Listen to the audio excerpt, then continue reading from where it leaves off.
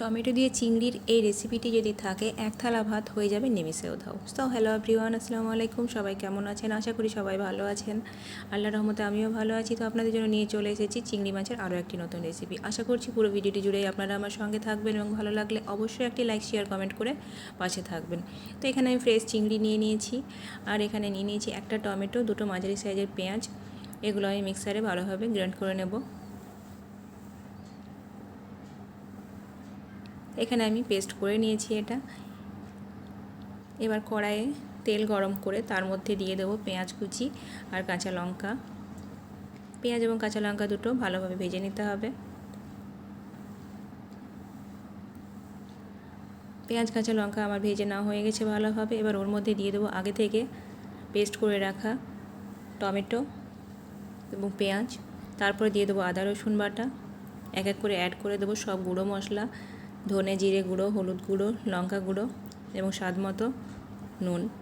দিয়ে খুব ভালোভাবে মশলাটা কষাতে হবে যতক্ষণ পর্যন্ত না কাঁচা টমেটো এবং পেঁয়াজের গন্ধটা চলে যাচ্ছে। মিডিয়াম হিটে ঢাকা দিয়ে মশলাটা কষাতে হবে।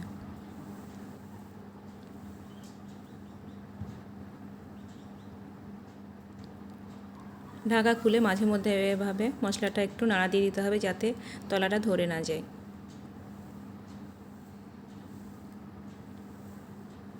আরও কিছুক্ষণ মশলাটা কষতে দেবো।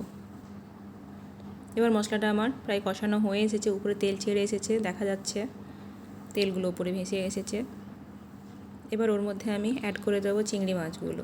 চিংড়ি মাছ আমি ফ্রাই করি না আগে থেকে, কারণ চিংড়ি মাছ ফ্রাই করলে আমাকে অনেকটা শুটকি মাছের মতো গন্ধ লাগে।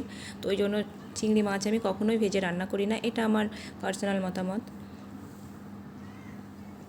কাঁচা রান্না করলেই, ভালোভাবে কষিয়ে রান্না করলে আমার কাছে টেস্টটা অনেক বেশি ভালো মনে হয়। তো এখানে মাছটা আমি খুব ভালোভাবে কষিয়ে নেব।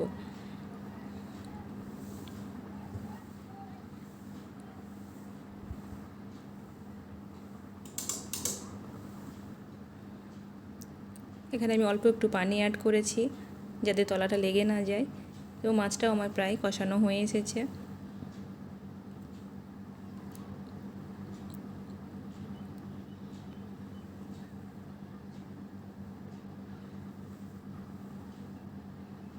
মাছটা সুন্দরভাবে কষানো হয়ে গেছে। এবার এর মধ্যে আমি অ্যাড করে দেবো অল্প একটু পানি। আমি এটা খুব বেশি ঝোল করব না, একদমই মাখা মাখা থাকবে, তাই এখানে অল্প একটু পানি আমি অ্যাড করে দিয়েছি।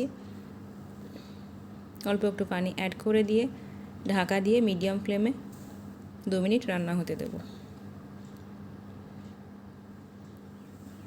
তো রেডি হয়ে গেল আমার টমেটো চিংড়ির মাখা মাখা গ্রেভি। তো রেসিপিটি আপনাদের কেমন লাগলো অবশ্যই কমেন্ট বক্সে জানাবেন। ভালো থাকবেন। আল্লাহ হাফেজ।